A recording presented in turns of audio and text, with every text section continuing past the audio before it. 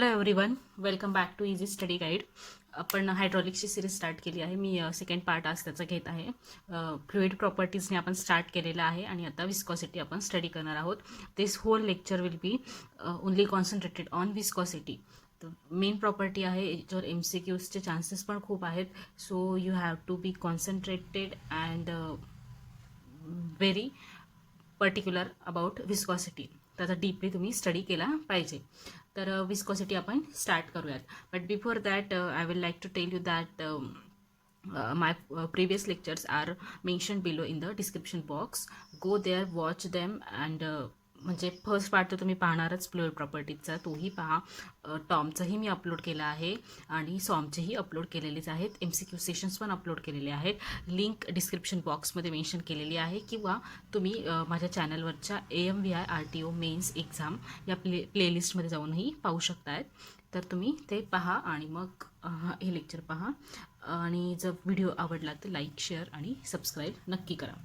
So let us start viscosity.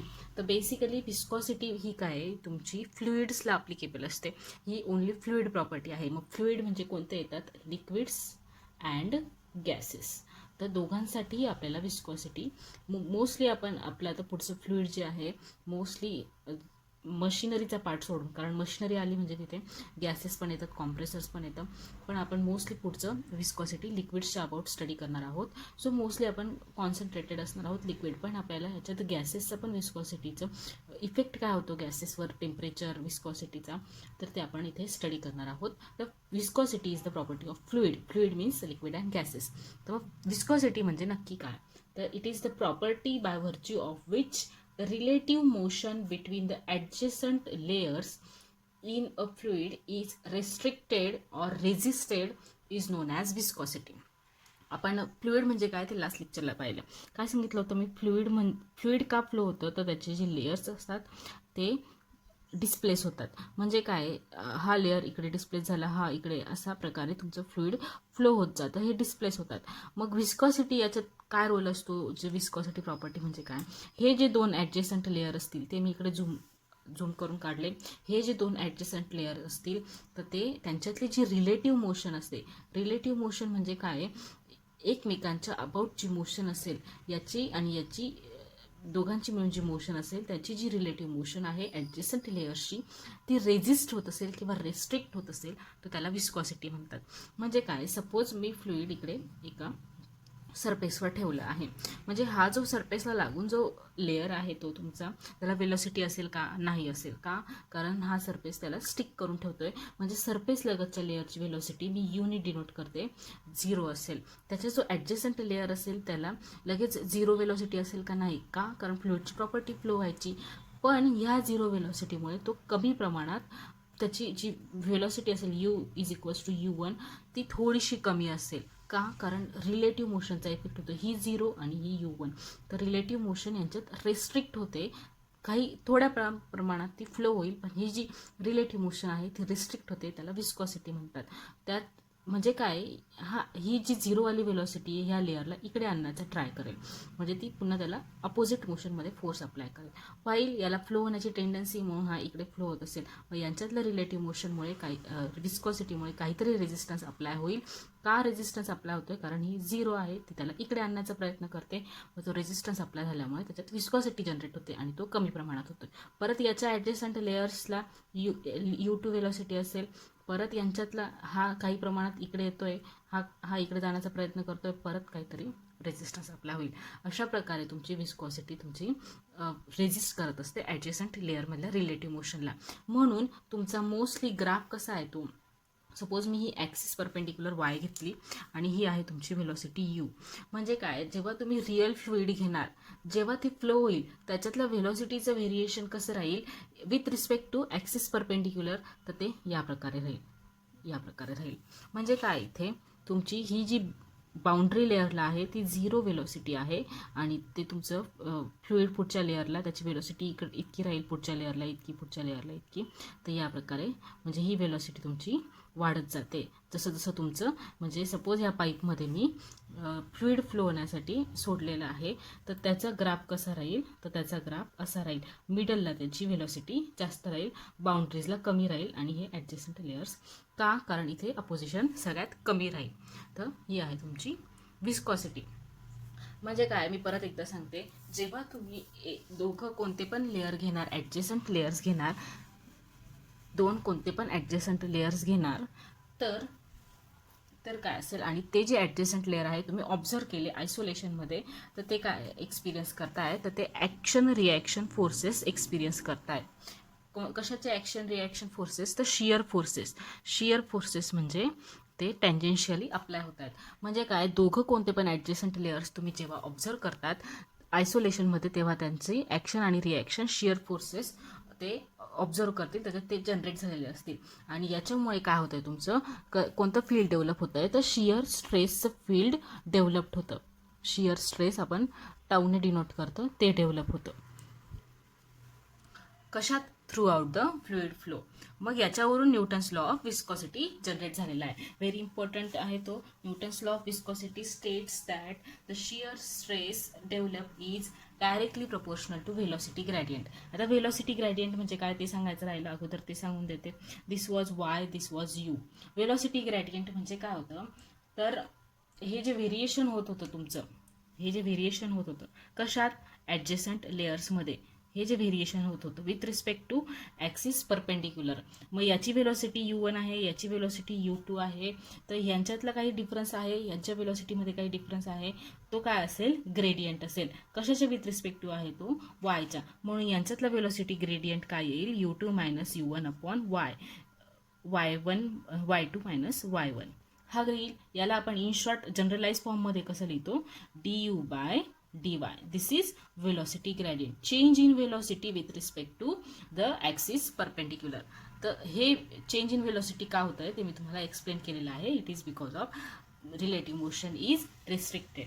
मग आपण Newton's लॉकडे परत येऊया. What Newton's law is stating? Newton's law states that the shear stress developed in the fluid flow is directly proportional to velocity gradient of fluid. मग ही जी proportionality sine आहे ती निघाली, तर तुमचा तिथं कॉन्स्टंट येतोय which is mu into d u by d y. मग हा म्यू म्हणजे काय आहे तुमचं, coefficient of dynamic viscosity. Coefficient of dynamic viscosity. Again, one more time, Newton's law of viscosity states that the shear stress developed in a fluid flow is directly proportional to velocity gradient. आणि जेव्हा आपण proportionality sine remove करतोय तेव्हा constant येतोय mu, that is coefficient of dynamic viscosity. याच्यात एक गोष्ट लक्षात ठेवायची आहे, प्रत्येक फ्लुइड जो आहे तो न्यूटन्स लॉ ऑफ विस्कॉसिटी ओबे करत असतो. आणि त्या जे फ्लुइड्स ओबे करतात त्यांना म्हणतात न्यूटोनियन फ्लुइड. न्यूटोनियन फ्लुइड्स आपण बघणार आहोत. हे न्यूटोनियन फ्लुइड्स कोणते, नॉन न्यूटोनियन फ्लुइड्स कोणते. नॉन न्यूटोनियन फ्लुइड्स कोणते येतील, जे न्यूटन्स लॉ ऑफ विस्कॉसिटी ओबे करत नाही ते नॉन न्यूटोनियन फ्लुइड्स येतील, आणि जे ओबे करतात ते असतात तुमचे Newtonian fluids. So this was important. Again moving, एक अजून एक इम्पॉर्टंट रिलेशन आहे जे मी तुम्हाला सॉलिड आणि लिक्विडमधला फरक किंवा फ्लुइडमधला डिफरन्स सांगताना सांगितलं होतं, that velocity gradient is directly proportional to rate of shear strain. ते कसं आहे तर ते बघूयात आपण. सपोज अगेन मी दोन लेयर्स घेतले. This is D Y perpendicular distance. आता ह्या लेअरची व्हेलॉसिटी यू होती, बरोबर. व्हेलॉसिटी म्हणजे काय असतं, डिस्टन्स अपॉन टाईम. मग आता मला हे डिस्टन्स काढायचं आहे. सपोज मी हे डिस्टन्सवाला घेते, तर याचं डिस्टन्स काय येईल, you into d T. Small time घेतला आहे आणि याचं व्हेलॉसिटी जास्त आहे, ती काय येईल, you plus D u into d T. He velocity जास्त आली आहे. का? कारण ते फ्लुइड फ्लो होत आहे. सपोज जेव्हा ते फ्लुइड फ्लो होईल तेव्हा काय, ते इतक्या एवढं डिस्टन्स आहे, ते suppose d u into d टीने एवढ्या डिस्टन्सने ते फ्लो झालं आहे तुमचं. This was angle d alpha. याच्यावरून तुमचं काय लक्षात येत आहे, हे d u into d t. याच्यावरून काय आहे, सपोज आपण टॅन ऑफ डी अल्फा घेतला, टॅन ऑफ डी अल्फा काय येईल, opposite d u upon d u into d t upon d y, right. But हा जो आहे तुमचं ॲडजस्टंट लेयर्स आहेत हे, तर डी अल्फा काय असेल, व्हेरी स्मॉल असेल. म्हणजे टॅन ऑफ डी अल्फा हा स्मॉल असेल तर it will be negligible, it will be equal to d alpha is equals to d u into d t upon d y. हा d t आपण इकडे आणला, d alpha by d t is equals to d u by d y. D u by d y काय होता, आपला velocity gradient होता. आणि हा काय आहे तुमचा rate of shear strain, rate of shear strain. याच्यावरून काय तुम्हाला लक्षात आलं, the velocity gradient in a fluid represents the rate of shear strain. म्हणजे ते इक्वल असतात, रेट ऑफ शियर स्ट्रेन. म्हणजे काय, जो तुमचा change in velocity with respect to axis perpendicular आहे तो काय डिनोट करतोय, तर जो तुमचा हा शियर फोर्सेस म्हणजे डिफॉर्मेशन होत होतं विथ रिस्पेक्ट टू टाइम, म्हणजे rate of shear deformation, shear deformation तो डिनोट करतो आहे तुमचा व्हेलॉसिटी ग्रेडियंट. इम्पॉर्टंट आहे, MCQला विचारलं जाऊ शकतं. तर हेही तुमचं न्यूटन्स लॉनुसार आहे आणि ते प्रॉपर्टी आहे तुमची. तर आपण आता पुढे विस्कॉसिटीचे दोन प्रकार पडतात, डायनामिक विस्कॉसिटी आणि kinematic viscosity. Mostly dynamic viscosity consider केली जाते जेव्हा तुम्ही फ्लुइड प्रॉपर्टीज डिनोट करतात तेव्हा, बट कायनेमॅटिक विस्कॉसिटी पण स्टडी करूयात. तर फर्स्टली आहे तुमची dynamic viscosity.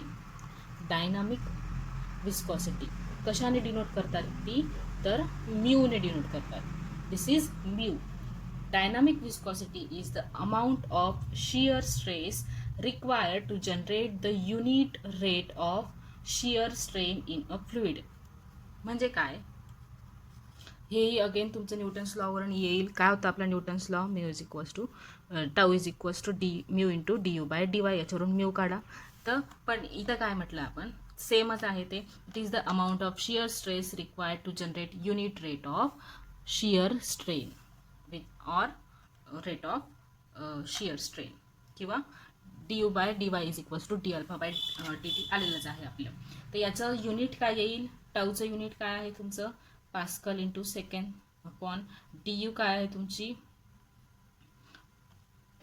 Sorry S I unit त्याचं सॉरी डायनामिक विस्कॉसिटीचं युनिट आहे तुमचं पास्कल इंटू सेकंड. तर याच्यावरून पण तुम्ही काढू शकताय. कसं काढणार, टाऊचं युनिट आहे Newton per metre square, D यूचं unit आहे मीटर पर सेकंड, ते उलटं होऊन इन्व्हर्स होईल त्याचा आणि हा पुन्हा वर जाईल. तर हे आहे तुमचं Newton per metre square into second. हे म्हणजेच तुमचं पास्कल असतो. Pascal second is the SI unit for dynamic viscosity or mu. जर याचं अगेन तुम्ही याला कन्वर्ट केलं तर ते तुमचं kg पर मीटर इंटू सेकंडमध्ये राहील. तर याचं CGS मध्ये कन्वर्ट केलं तुम्ही, CGS मध्ये काय येईल, ग्रॅम सेंटीमीटर सेकंड. ग्रॅम म्हणजे काय असतो 10⁻³ kg, सेंटीमीटर म्हणजे 10⁻², आणि हे तुमचं सेकंड ॲज इट इज. तर हे जे आहे याला काय म्हणतात, हे आहे तुमचं पास्कल सेकंड. तर हे CGS युनिटला काय म्हणतात तुम्ही, याला काय म्हणतात पॉईज. मग कन्व्हर्जन काय आलं, इम्पॉर्टंट आहे कन्व्हर्जन. याच्यावरून काय आलं, 1 poise is equals to 10⁻⁻1 pascal second. आपण इथे त्याचं डेरिवेशन किंवा सॉल्वेशन केलेलं आहे. तर दिस इज इम्पॉर्टंट. म्हणजे काय, हे CGS युनिट आहे डायनामिक विस्कॉसिटीचं आणि हे आहे तुमचं SI unit. 1 poise equals to 10⁻⁻1 pascal second. MCQ मध्ये विचारू शकतात किंवा स्मॉल MCQ विचारू शकतात. Dynamic viscosity of water in poise is dash dash pascal second. मग तुम्ही ते सॉल्व करू शकतात. बघूयात आपण काय ते dynamic viscosity of water in poise और पास्कल सेकंड काय ते बघूयात. डायनामिक विस्कॉसिटी ऑफ वॉटर आहे तुमची 10⁻³ पास्कल सेकंड. जर याला तुम्हाला कन्वर्ट करायचं असेल तर it will be equal to 10⁻² poise. कसं, 1 poise is equals to 10⁻1 pascal second होतं. म्हणजेच 1 pascal second is equals to 10 poise. बरोबर. मग याला इकडे 10 पॉईजने मल्टिप्लाय करा. 10⁻³ into 10 poise is equals to 10⁻² poise. In this way it can be very important for MCQ point of view. Then this was about dynamic viscosity. Then we will go to kinematic viscosity. Kinematic viscosity. Kinematic viscosity. It is denoted by nu. तर it is ratio of dynamic viscosity to the mass density of a fluid. मग तुम्ही जर इथे वॉटरची काढत असणार तर इकडे सगळीकडे वॉटर येईल. कोणत्या ऑइलची काढत असणार तर इकडे सगळीकडे ऑइल येईल. मग याचं एसआय युनिट काय येईल तुमचं? याचं एसआय युनिट आहे मीटर स्क्वेअर पर सेकंड. और तुम्ही यावरून पण काढू शकतात. इझी आहे. याचं newton per metre square into सेकंडमध्ये टाका किंवा KG upon metre square into सेकंडमध्ये टाका. याचं केजी पर मीटर क्यूबमध्ये टाका. तुम्हाला हे युनिट मिळून जाईल. याचं युनिट आहे मीटर स्क्वेअर पर सेकंड आणि CGS युनिट आहे सेंटीमीटर स्क्वेअर पर सेकंड. मग आता परत कन्व्हर्ट करायचं झालं तर काय येईल? 1 metre is equals to 10⁻². Centimetre metre square आहे म्हणजे 10⁻⁴ मीटर स्क्वेअर पर सेकंड येईल. म्हणजेच याला आपण स्टोक्सने डिनोट करतो. 1 stoke is equals to 10⁻⁴ metre square per second. This is important relation between SI and CGS unit. मग 1 metre square per second is equals to 10⁻⁴ stokes. 10⁻⁴ strokes. Again आपण mu of water काढूयात. Mu of water किती होती? 10⁻³ pascal second. Mu of water rho of water किती आहे? 10⁻³ ते वर जाऊन तुमची 10⁻⁶ झाली मीटर स्क्वेअर पर सेकंड. आपल्याला कन्व्हर्ट करायचं आहे 10⁻⁶ इंटू याच्यावरून multiply by 10⁻⁴. It will be 10⁻⁴ stokes. म्हणजेच nu of water is in nu of water in stokes will be equal to 1 centistoke. याला 1 सेंटीस्ट्रोक म्हणतात. तसंच इकडे काय तुमचं डायनामिक विस्कॉसिटीमध्ये 1 सेंटीपॉइज हे त्याप्रकारे तुमचं काढता येऊ शकतं. इझी आहे म्हणून मी फास्ट घेते आहे. तर याच्यात अजून एक लक्षात ठेवायचं आहे तुम्हाला की जी डायनामिक विस्कॉसिटी असते लिक्विडची ती तुमची गॅसियसपेक्षा जास्त असते. इम्पॉर्टंट आहे. दिस इज ग्रेटर दॅन गॅस. आणि जी डायनामिक विस्कॉसिटी असते लिक्विडची ती तुमची गॅसियसपेक्षा कमी असते. गॅसियसपेक्षा कमी असते. का हे असं होतं? The density factor matters. जे तुमचं डिनॉमिनेटरला डेन्सिटी होती न्यूमध्ये, तुम्हाला माहिती गॅसेसची डेन्सिटी कमी असते आणि ही तुमची कमी आहे. आणि लिक्विडची डेन्सिटी काय असते? जास्त असते. जास्त डिनॉमिनेटरने तुम्ही याला डिवाइड करणार तर ही तुमची कमीच येईल. तर या प्रकारे ते रिलेशन आहे. इम्पॉर्टंट आहेत ते. हे लक्षात ठेवलं तर हे ऑटोमॅटिकली येईल तुम्हाला. आणि mu of liquid is greater than mu of gases. का तशी ती जास्त आहे तेही आपण आता बघूयात रिझन. तर विस्कॉसिटीला अफेक्ट करणारे 2 फॅक्टर्स आहेत. एक आहे कोहेझिव्ह फोर्स आणि दुसरं आहे मॉलिक्युलर मोमेंटम एक्सचेंज. तर कोहेझिव्ह फोर्स म्हणजे काय? It is the force of attraction between like molecules. हे माहीत असेल तुम्हाला, force of attraction between like molecules. तर जे तुमचं लिक्विडमध्ये आहे तर विस्कॉसिटीला हे 2 फॅक्टर अफेक्ट करतात. जे लिक्विडमध्ये आहे तुमचं तर कोहेझिव्ह फोर्सेस काय करतील? ते तुमचे लाईक मॉलिक्युल्स काय असतील तुमचं जे डिफॉर्मेशन आहे ते अपोज करतील किंवा जो फ्लुइड फ्लो आहे त्याला अपोज करतील लिक्विड्समध्ये. पण त्यांचा इफेक्ट गॅसेसमध्ये काय? कमी आहे. मग जे डिफॉर्मेशन अपोज करतायत जास्त प्रमाणात म्हणजे याच्यात रेझिस्टिव्ह फोर्स जास्त आहे. म्हणजे तुमची विस्कॉसिटी जास्त आहे. म्हणून लिक्विडची विस्कॉसिटी तुमची गॅसियसपेक्षा जास्त असते. का? कारण हा कोहेझिव्ह फोर्स तुमचा गॅसियसमध्ये कमी असतो ॲज कम्पेअर टू लिक्विड. बरोबर, ॲज कम्पेअर टू लिक्विड. आणि जे मॉलिक्युलर मोमेंटम एक्सचेंज आहे ते तुमचं गॅसियसमध्ये जास्त असतं ॲज कम्पेअर टू लिक्विड्समध्ये ते कमी असतं. आणि ह्याच मॉलिक्युलर मोमेंटम एक्सचेंजमुळे तुमची गॅसियसमधली विस्कॉसिटी जनरेट होत असते. मग टेम्परेचर आणि विस्कॉसिटीचा काय संबंध आहे? तर टेम्परेचर सपोज तुम्ही इन्क्रीज केलं, टेम्परेचर इन्क्रीज केलं सपोज. टेम्परेचर इन्क्रीज केल्यावर काय होईल? तुमचा कोहेझिव्ह फोर्स कमी होईल. मी लिक्विड्सच्या बाबतीतली गोष्ट करते. पहिल्यांदा आपण लिक्विड्स बघूयात. लिक्विड्स जर तुम्ही टेम्परेचर इन्क्रीज केलं तर कोहेझिव्ह फोर्सेस काय होतील? अट्रॅक्शन काय होईल? कमी होईल. त्यांची एनर्जी वाढते तिथे. म्हणजे कोहेझिव्ह फोर्स काय होतोय? कमी होतोय. कोहेझिव्ह फोर्स कमी झाला म्हणजे डिफॉर्मेशनला रेझिस्टन्स कमी झाला. रेझिस्टन्स कमी झाला म्हणजे डायनामिक विस्कॉसिटी कमी झाली. आता कायनामॅटिकचं बघूयात. टेम्परेचर इन्क्रीज केलं, कोहेझिव्ह फोर्सेस डिक्रीज झाले, म्यू डिक्रीज झाला. पण डेन्सिटीचं एवढा काही इफेक्ट नसतो. म्हणजे इनडायरेक्टली तुमची कायनामॅटिक विस्कॉसिटी पण डिक्रीज होते फॉर लिक्विड्स. आणि जर गॅसेसचं बघितलं, गॅसेस जेव्हा तुम्ही टेम्परेचर इन्क्रीज करताय, गॅसेसमध्ये विस्कॉसिटी कशामुळे, मॉलिक्युलर मोमेंटम एक्सचेंजमुळे. मग काय होईल, जेव्हा तुम्ही टेम्परेचर इन्क्रीज करताय, कायनेटिक एनर्जी मॉलिक्युल्सची इन्क्रीज होईल. त्यांची कायनेटिक एनर्जी इन्क्रीज झाली म्हणजे मॉलिक्युलर मोमेंट एक्सचेंज पण इन्क्रीज झाला. तो इन्क्रीज झाल्यामुळे तुमची गॅसियसची विस्कॉसिटी काय होईल, इन्क्रीज होईल. आपली जी विस्कॉसिटी होती ती मॉलिक्युलर मोमेंटम एक्सचेंजमुळे होती, ती इन्क्रीज होते, म्हणून गॅसियसची विस्कॉसिटी इन्क्रीज होते. Again for kinematic viscosity temperature increase झालं, तुमची म्यू इन्क्रीज होते, तिथे डेन्सिटी काय होते, कमी होते. इनडायरेक्टली तुमची कायनामॅटिक विस्कॉसिटी पण इन्क्रीज झाली. This is very very important. MCQ can be asked when the temperature is increased, the dynamic viscosity of liquid increases, decreases, remains constant, none of these. तर it will decrease. हे लक्षात ठेवा. जर हे कारण समजलं तुम्हाला तर हे सोपं आहे. So this was about viscosity.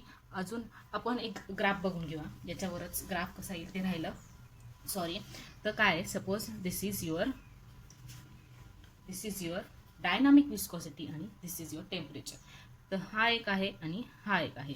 तर कोणता ग्राफ कशाचा येईल, dynamic viscosity of liquid decreases as temperature increases, म्हणजे हा तुमचा लिक्विडचा आला आणि हा काय येईल, तुमचा गॅसचा येईल. या पद्धतीने पण विचारू शकतात. सो इझी आहे. तर हे होतं तुमचं विस्कॉसिटीबद्दल. आपण नेक्स्ट लेक्चरमध्ये रेऑलॉजी बघू, नवीन कन्सेप्ट आहे.